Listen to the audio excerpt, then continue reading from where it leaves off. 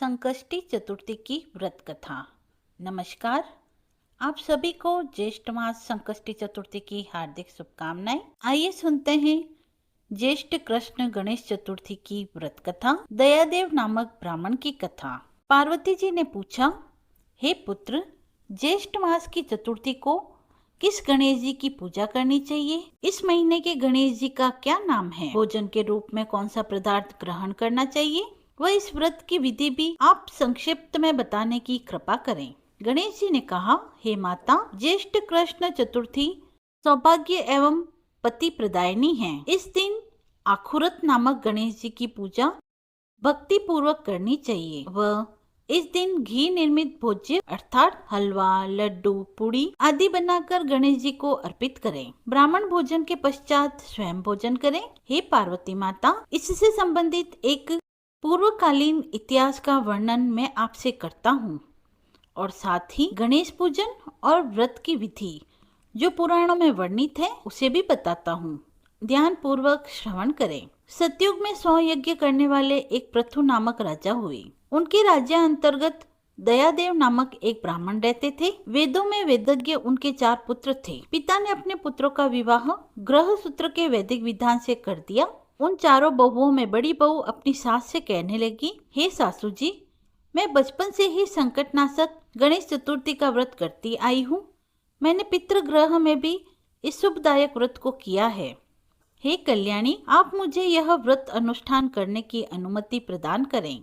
पुत्रवधू की बात सुनकर उसके ससुर ने कहा, हे बहू, तुम सभी बहुओं में श्रेष्ठ और बड़ी हो। तुम्हें किसी प्रकार का कष्ट नहीं है और न ही तुम भिक्षुणी हो।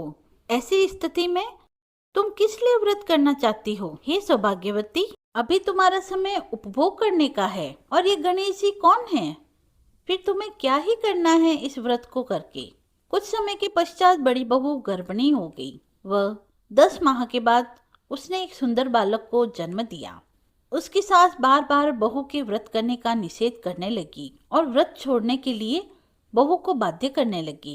व्रत भंग होने के फलस्वरूप गणेश जी कुछ ही दिनों में कुपित हो गए और उसके पुत्र के विवाह के समय वर वधू के सुमंगली के समय उसके पुत्र का अपहरण कर लिया। इस अनहोनी घटना से मंडप में खलबली मच गई। सब लोग व्याकुल होकर कहने लगे, लड़का कहाँ गया? किसने अपहरण कर लिया? भारतीयों द्वारा ऐसा समाचार पाकर उसकी माता अपने सास ससुर से कहने लगी, हे ससुर जी, आपने मेरे गणेश चतुर्थी व्रत को छुड़वा दिया है, जिसके परिणाम स्वरूप मेरा पुत्र विलुप्त हो गया है। अपनी पुत्रवधू के मुख से ऐसी बातें सुनकर ब्राह्मण दयादेव बहुत दुखी हुआ।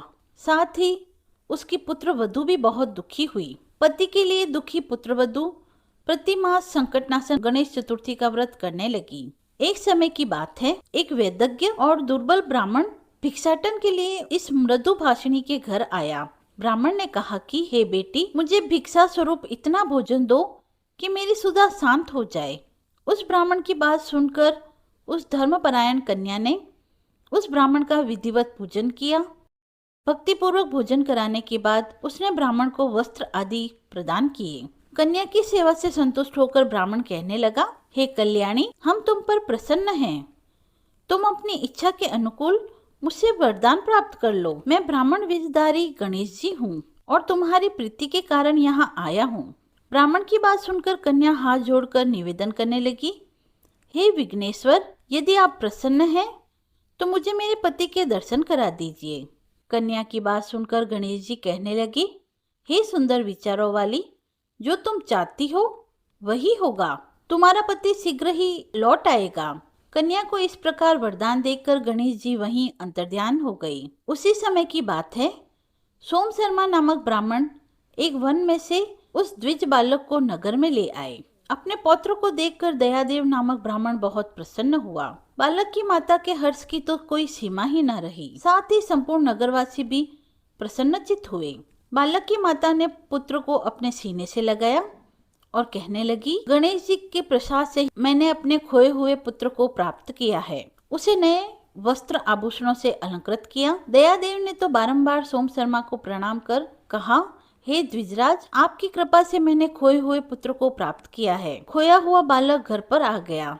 सोम शर्मा को सुस्वाद भोजन कराकर धोती दुपट्टा से विभूषित करके गोदान दिया। फिर से मंडप का निर्माण करके विधि पूर्वक वैवाहिक कार्य संपन्न किया गया। इससे सभी पूर्ववासी प्रसन्न हुए। वह भाग्यशालिनी कन्या अपने पति को पाकर धन्य हो उठी। ज्येष्ठ मास के कृष्ण पक्ष की चतुर्थी मनुष्य के मनोरथों को पूर्ण करती है। इस दिन नर नारी को एकदंत गणेश जी की पूजा करनी चाहिए।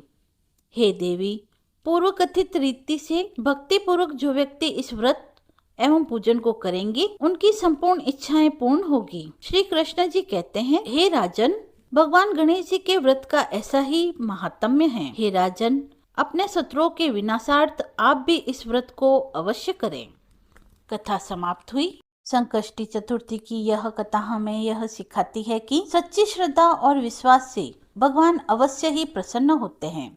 धैर्य और नियमितता से किए गए व्रत का फल अवश्य ही प्राप्त होता है। वह हर कठिनाई में भक्ति और सकारात्मकता बनाए रखनी चाहिए। भगवान गणेश जी की कृपा से जीवन के सभी विघ्न और संकट दूर हो सकते हैं। यदि आपको यह कथा पसंद आई हो तो आप कमेंट बॉक्स में ओम गण गणपते लिखकर अपनी भक्ति को व्यक्त करें। धन्यवाद।